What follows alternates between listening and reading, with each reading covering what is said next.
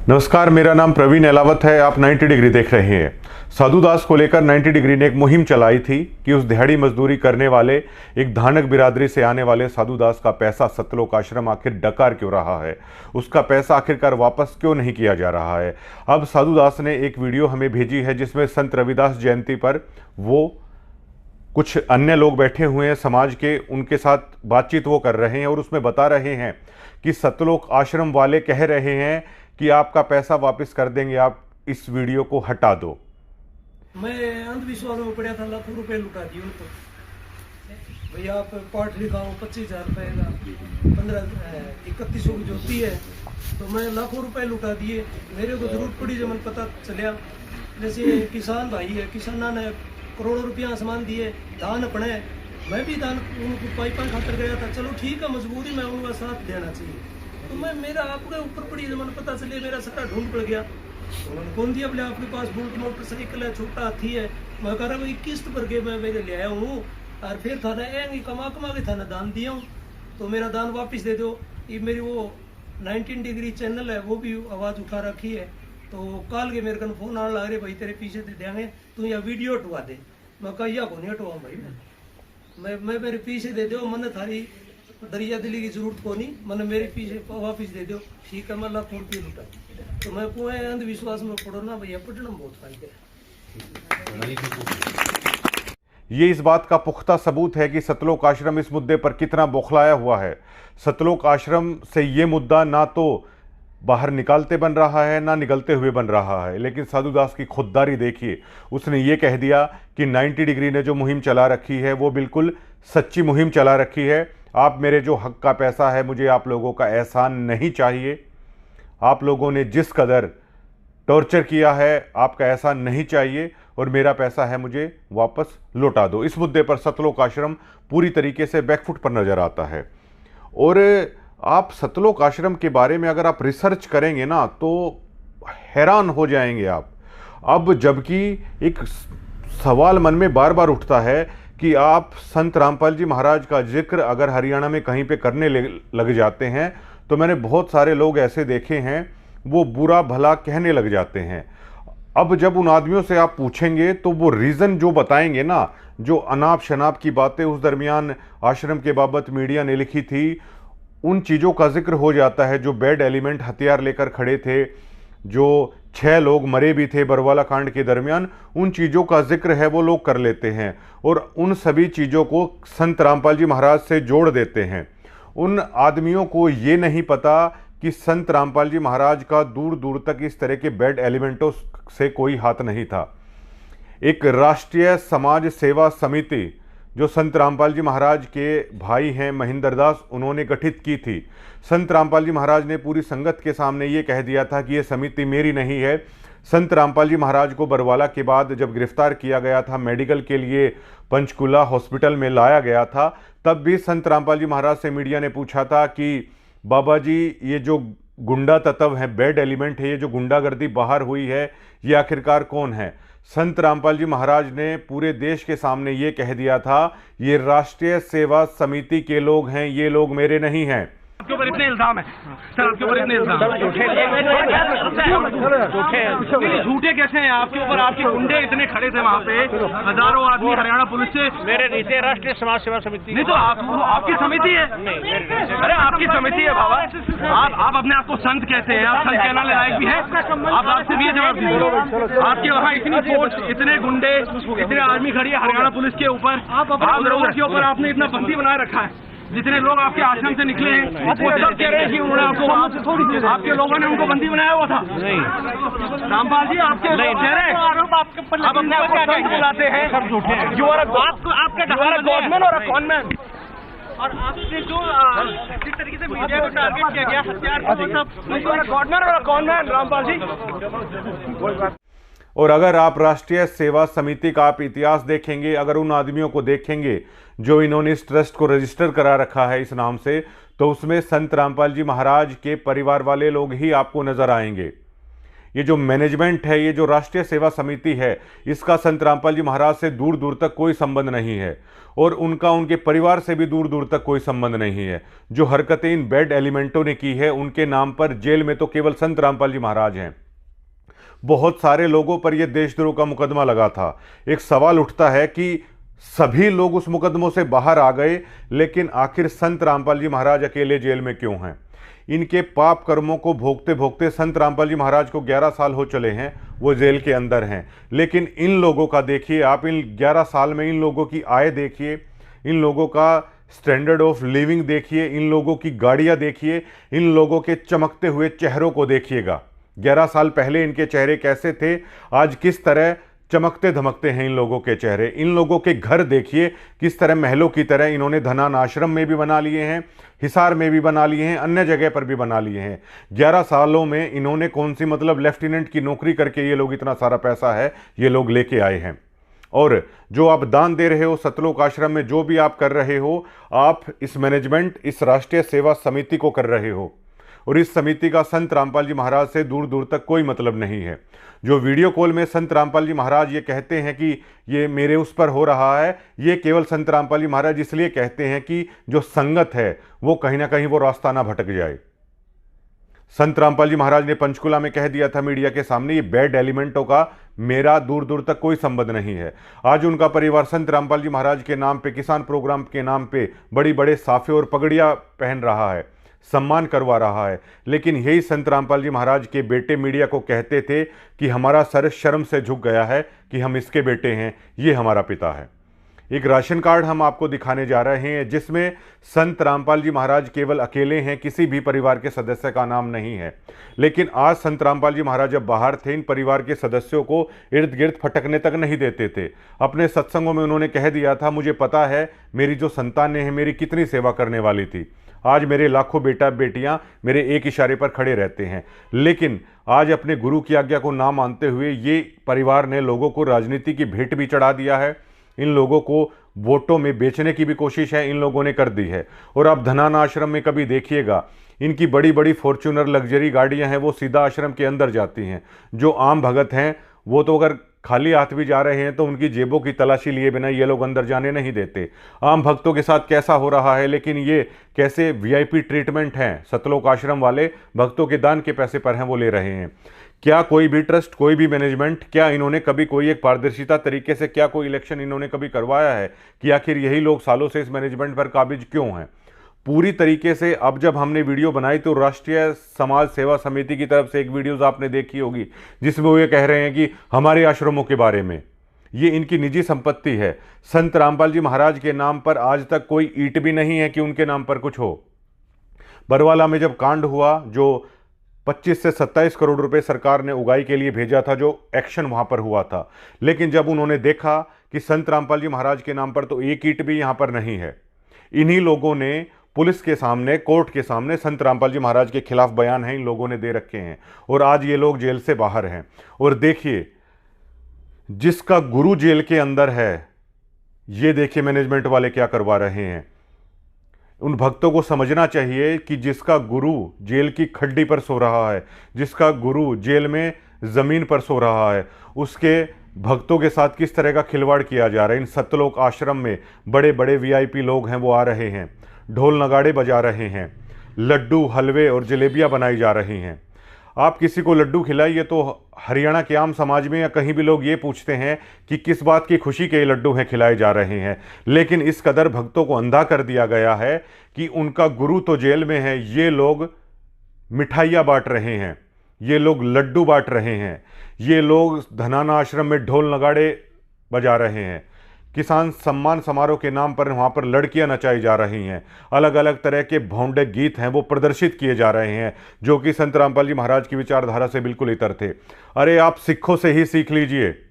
जहाँ पर दिल्ली में शीशगंज गुरुद्वारा बना है, गुरु तेग बहादुर का शीश मुगलों ने काटा था, लेकिन सिखों ने जब तक वहाँ पर शीशगंज गुरुद्वारा नहीं बना दिया, अपने गुरु का बदला मुगलों से नहीं ले लिया, तब तक वो चैन से नहीं बैठे। लेकिन आप लोग देखिए, आपका गुरु 11 साल से जेल के अंदर है, आप लोग साल में 6-6 बार लड्डू जलेबियाँ और हलवा खा रहे हैं। बड़ा दुख होता है जब इस तरह की चीज़ें हैं वो देखने को मिलती हैं। आपका गुरु जेल में है, लेकिन इन लोगों के चेहरे आप देखिए, इन लोगों के चमकते चेहरे आप देखिए, इन लोगों के महनुमा घरों को आप देखिए। गुरु जेल के अंदर ज़मीन पर सो रहा है, ये महंगी महंगी गाड़ियों में घूम रहे हैं, आलिशान महलों में ये लोग रह रहे हैं। 11 सालों में इनका लाइफस्टाइल पूरी तरीके से बदल गया है। और ये आम भक्त भी जानता है कि संत रामपाल जी महाराज जिस दिन बाहर आ जाएंगे ये लोग आसपास भी नहीं फटकेंगे, लेकिन अपने गुरु के कारण ये आम भक्त हैं, इनके चंगुल में फंसे हुए हैं। अब देखिए संत रामपाल जी महाराज के जो नियम हैं, जो भक्त नाम ले रखा है, वो नियमों को आसानी से जानते हैं। दिवाली ये लोग नहीं मनाते हैं, होली ये लोग नहीं मनाते हैं, तीज ये लोग नहीं मनाते हैं, अन्य किसी भी त्यौहार ये नहीं मनाते हैं। किसी को गुज्जर खाई अगर हो जाती है, जो हवन वगैरह होता है वो संत रामपाल जी के महाराज के भगत है, वहाँ पर नहीं जाते हैं। कोई भी ब्याह शादी की अगर ऐसी चीज़ है तो उससे भी मतलब बचने की कोशिश की जाती है कि खाना वहाँ यहाँ पर मतलब ना खाया जाए। इस तरह की चीज़ें होती हैं। नाचना मना है, डीजों पर नाचना मना है, ढोल नगाड़े करना मना है, मेकअप करना मना है। रिश्तेदारियों से भी लोग कन्नी काट लेते हैं जहां पर उन नियमों के विरुद्ध अगर कोई चीज़ हो रही है।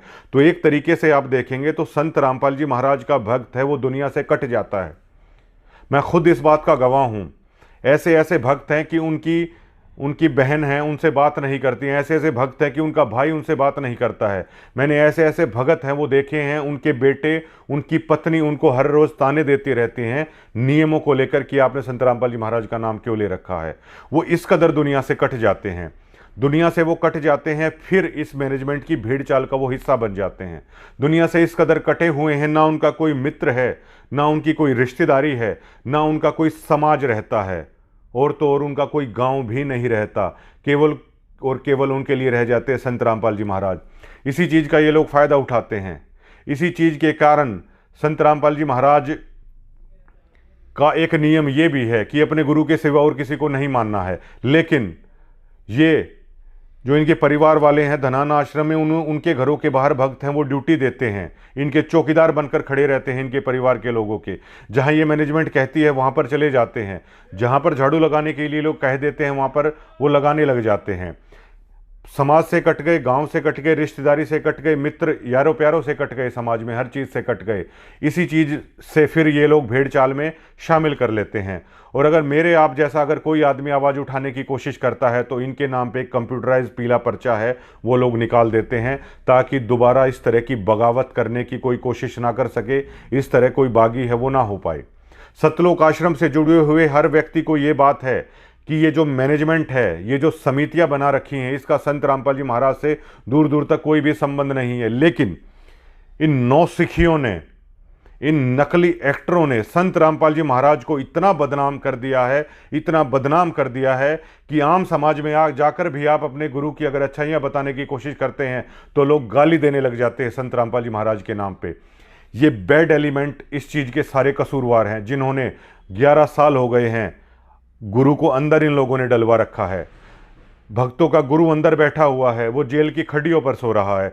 जो जेल में जा चुके हैं उन लोगों को पता है कि वहाँ पर कोई बिस्तर नहीं मिलता, एक पक्की खड्डी उसे बोला जाता है वो मिलती है। वो भी मिल जाए तो बहुत बड़ी बात होती है, वरना लोग हैं वो नीचे ही सोते हैं। लेकिन साल में 6-6 बार लड्डू और जलेबियाँ हैं, सरेआम इनके तनखइये पत्रकार वीडियोज़ में दिखाते हैं कि देखिए। ये बहुत शर्म की बात है कि जिसका गुरु जेल में है वो लोग छाल में 6-6 बार लड्डू हैं वो मिठाइयाँ हैं वो कर रहे हैं।